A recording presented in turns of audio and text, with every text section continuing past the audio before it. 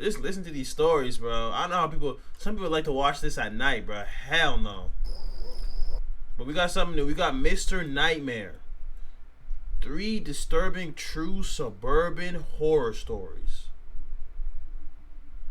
If you are watching this at night, it's going up on YouTube. If you do happen to click this video later and watch it at night, make sure you close your doors. Turn all the lights off. If you're watching it right now,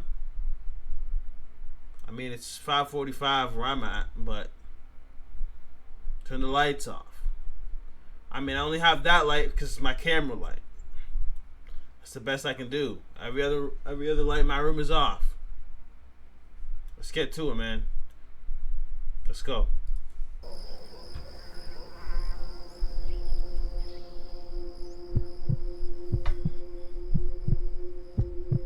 This happened several summers ago when I was still living in my childhood home with my parents. I was 17. One random weekend, my parents went away for a few days without taking me with them, which was pretty much unheard of. They're the kind of people who are always at home, constantly keeping the house in order and rarely ever taking time away for themselves. In all my years living there, I couldn't remember a single time they'd ever gone away together like that. Naturally, I decided to take advantage of the rare opportunity, and I invited over MJ, my girlfriend at the time, to spend the weekend. It felt like a once-in-a-lifetime chance to have the house to myself without any interruptions. Hey, go crazy, my boy! MJ had this playful, devious side to her that made every moment feel a little more exciting than it should have been. Admittedly, that's one of the reasons why we didn't work out, but I'm not going to open that can of worms right now. Knowing her, I should have been able to predict what was going to happen that night. As soon as she saw my heated pool glowing away in the backyard, her eyes lit up with a spark of mischief. She told me we should skinny dip, grinning like it was the most obvious idea in the world. I told her my neighbors would see, but she pestered me and made the very good point that we'd probably never get the chance again. We had gone swimming many times, but had never done something that devious before. At least I hadn't. I was always the well-behaved, polite kid growing up. Even now, I sometimes scold myself for being too nice. Anyway, it took a lot of convincing for me to agree, but MJ had a way about her. Her enthusiasm was contagious, and before long, we were in the pool. Come on, bro, stop. Enthusiastic was contagious. But you thought she was bad, bro, and you wanted to keep her because you still wanted to keep hitting that. So, come on now, bro. It hurt. Come on, listen to what he said, bro. About her. Her enthusiasm was contagious. Man, get the fuck out of here about her enthusiasm, nigga. You wanted that coochie, nigga. What are you talking about, bro? Before long, we were in the pool, laughing and splashing under the night sky. It was actually a really romantic moment, as cheesy as that sounds. The water was warm against the cool summer air, and everything felt perfect, almost surreal. Let me quickly describe the house. The pool was right outside the large bay windows that overlooked the living room. Because it was so dark outside and the lights inside were still on, we had a perfect view into the house. It was like looking into a lit-up dollhouse. I'm sorry if that doesn't make sense, but if you saw a picture, you'd get what I'm talking about. For a while, that view made me feel safe, like we were still connected to the house even while we floated outside in our own little bubble. That comfort didn't last long, though. At one point, as MJ was talking about something, I don't even remember what, I glanced up at the windows and froze. I saw the last thing I expected to see. On one of the far living room walls was a shadow. It was faint but distinct, and I knew it was definitely a shadow because of how it was moving. I watched in horror as it moved out of sight, like someone was walking deeper into the house. My heart started pounding. I felt a surge of panic, but I didn't want to scare MJ.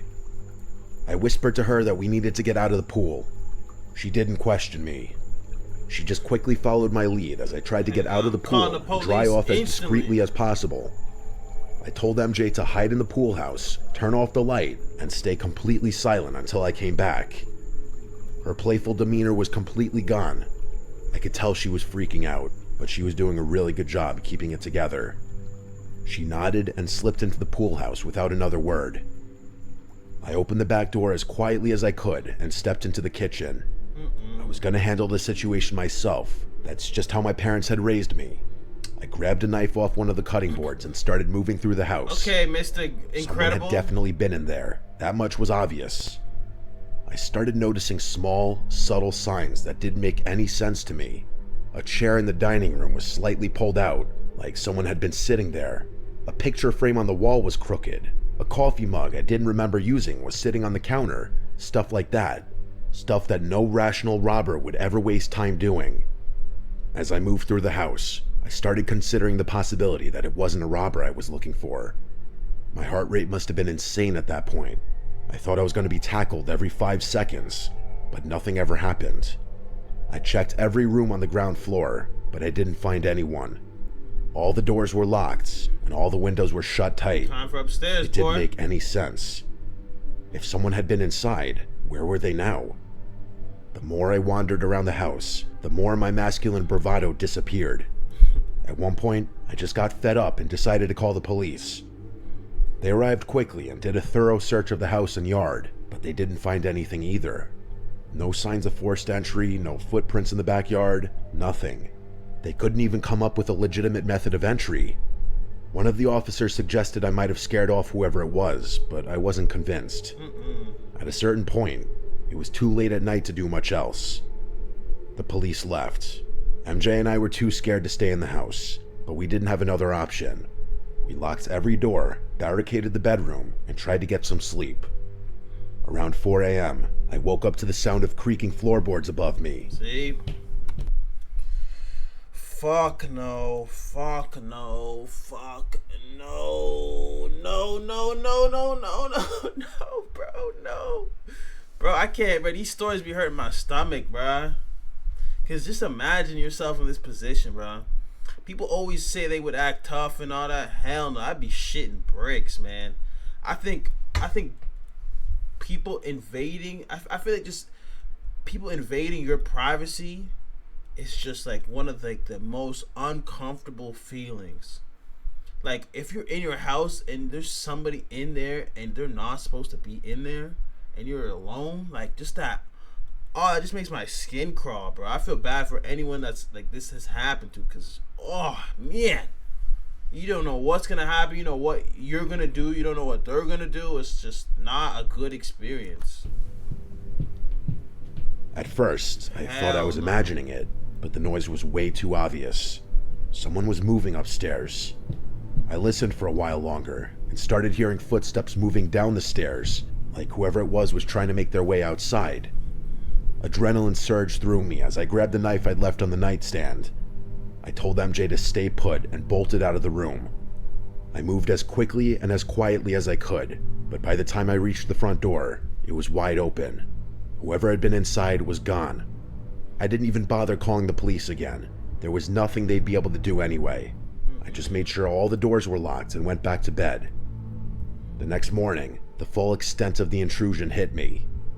All of our kitchen knives were missing, all of them, which was definitely not something a rational person would do. They'd also taken smaller items, some cash, a few watches, random electronics, but it was the knives that haunted me. It felt like whoever had been inside had left a message, though I couldn't figure out what it was. When my parents came home and I told them what happened, they were surprisingly understanding.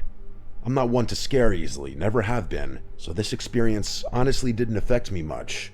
But even now, I still sometimes acknowledge how strange it all was. I was never able to figure out how that person had gotten inside, or where they had been hiding while the police searched the house. This is always going to be one of those odd things that just sticks with a person forever. Yeah, that's creepy. That's creepy shit going on.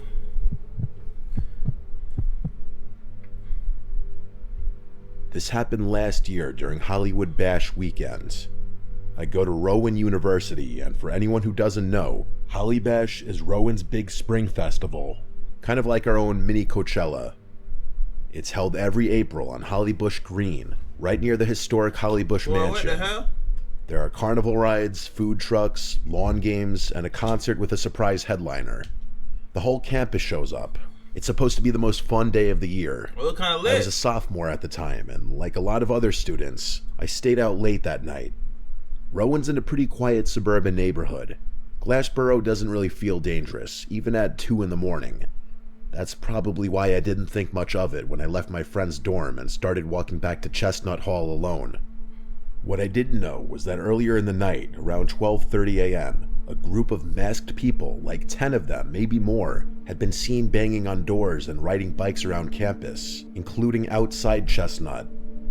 I personally never saw that firsthand, but apparently it was alarming enough that people were posting about it online while it was happening. I didn't check any of that stuff.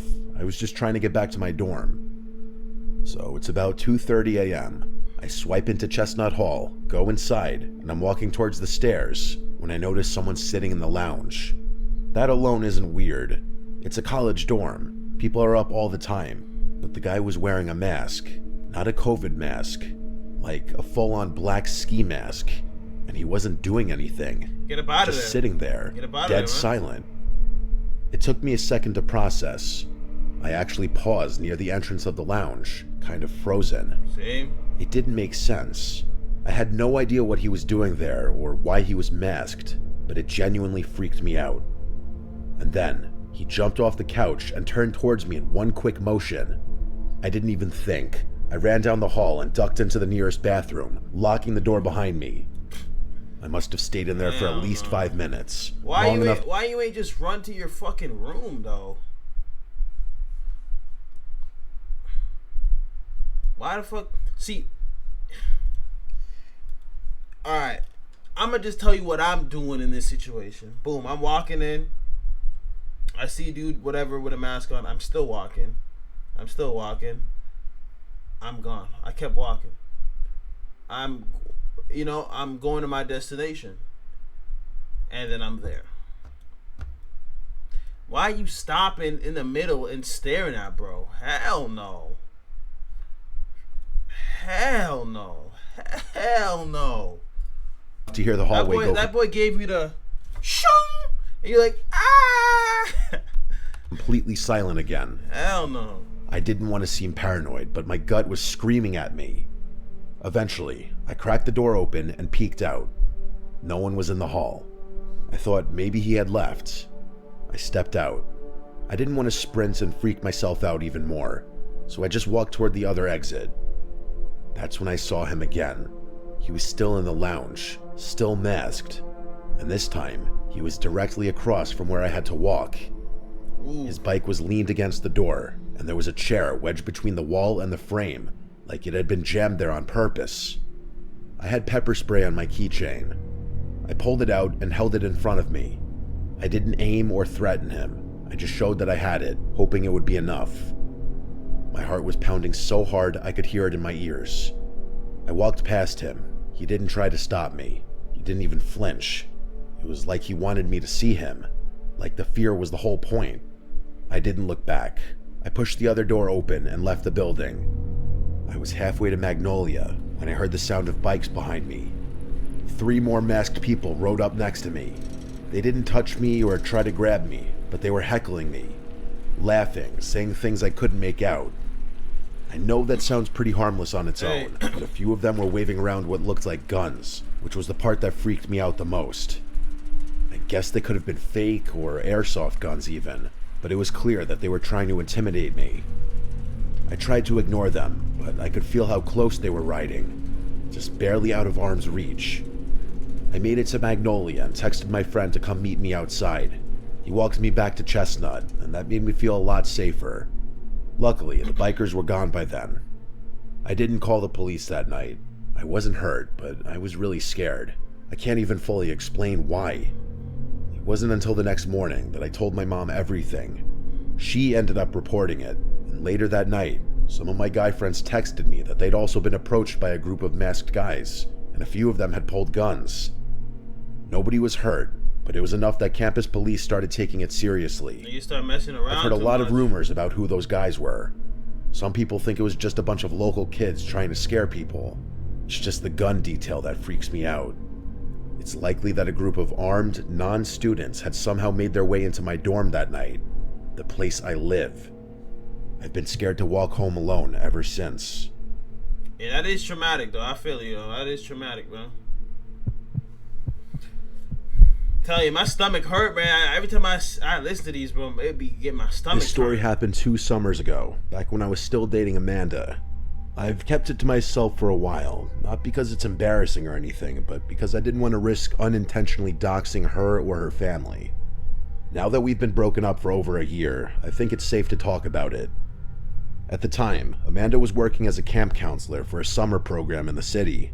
It wasn't exactly close to home, about a 25-minute drive from her quiet, wealthy suburban neighborhood. That's not But she too far. loved the job for reasons I still don't fully understand. It's not too far. I always thought it was a little beneath her, especially considering her aspirations in life, but I wasn't going to be a jerk and outright say that. Her house was exactly what you'd picture for a family in that kind of area. Big yard, 3 stories, high ceilings, and enough space to host just about any event. That's why when the camp counselors were deciding where to host their end of summer party, Amanda's house was the obvious choice.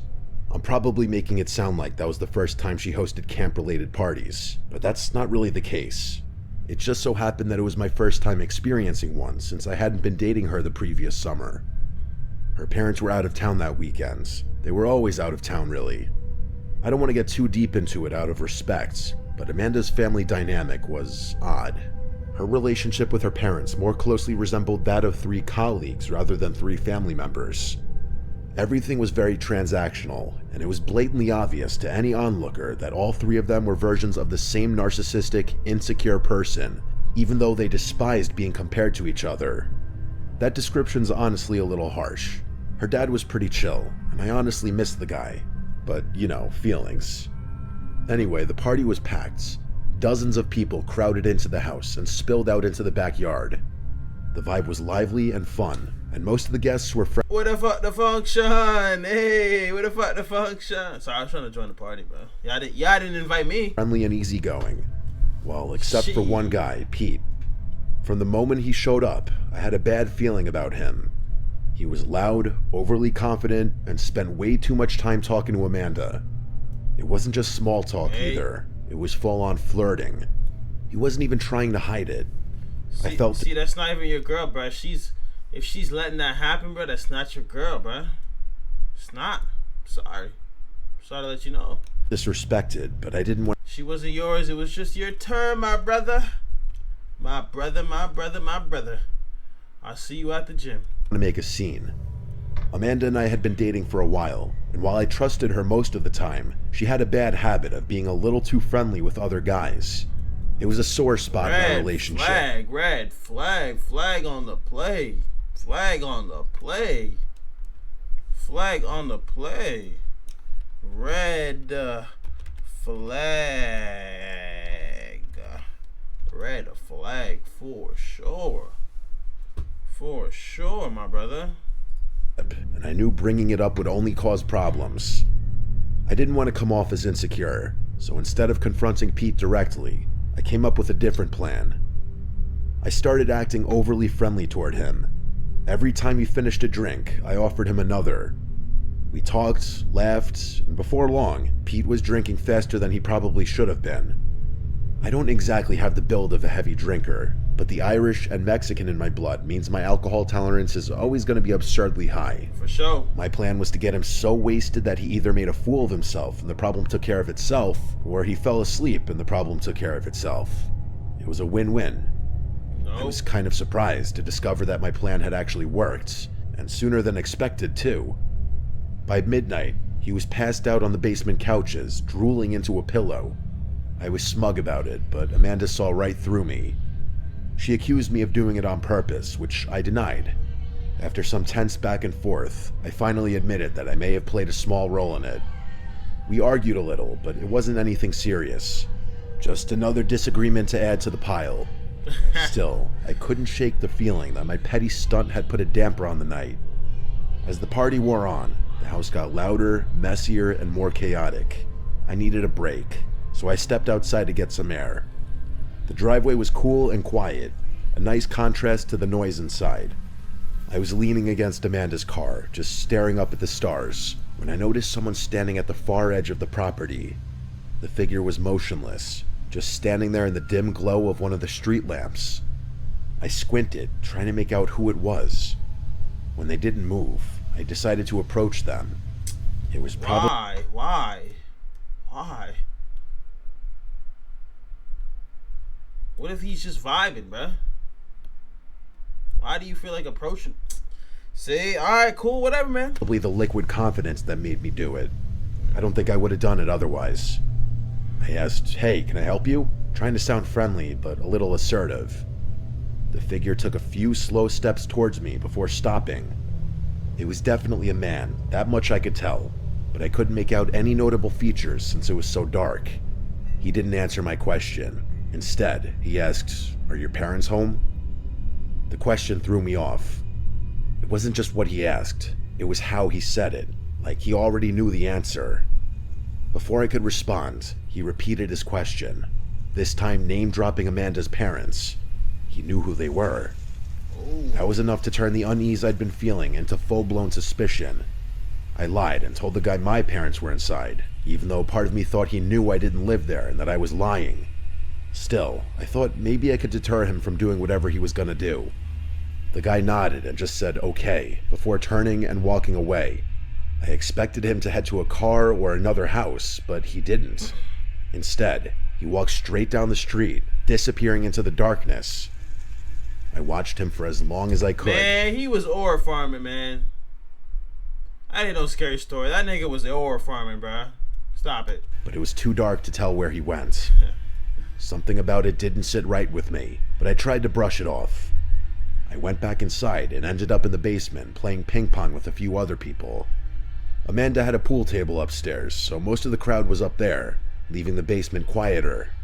I didn't feel like being my usual fun, social self, so I preferred the quieter atmosphere where I could actually hear people talking. At some point, I heard the doorbell ring. At first, I didn't think much of it. This was a party after all, so people coming and going wasn't anything out of the ordinary. But something in my subconscious was tugging at my brain, like there was something I was missing. As I stood there, mindlessly slapping a ping pong ball around, I realized what it was. Amanda had instructed everyone to come through the back door, which didn't even have a doorbell.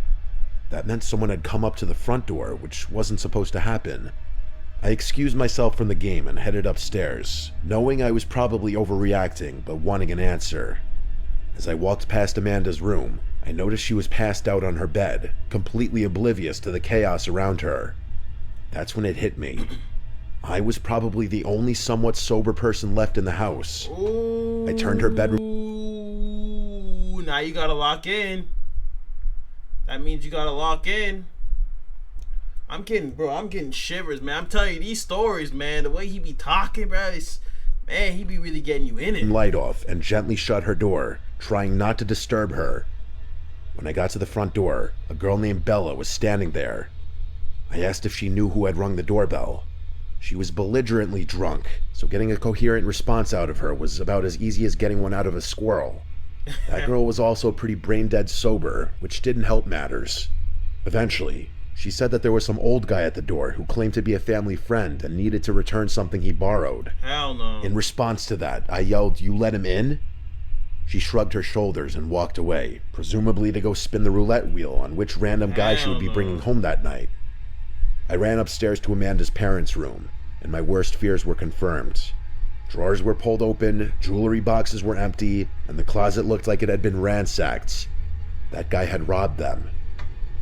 I figured he was already gone. I mean, the jewelry boxes were empty, the drawers were ransacked. It looked like he had taken what he had come for. I was about to head back downstairs when I noticed something move in the mirror on the back of the door. It was just a quick shift, like someone ducking out of view behind me. I turned around, but I wasn't fast enough. The guy tackled me before I even saw his face. He knocked the wind out of me as the two of us hit the ground, and I couldn't breathe.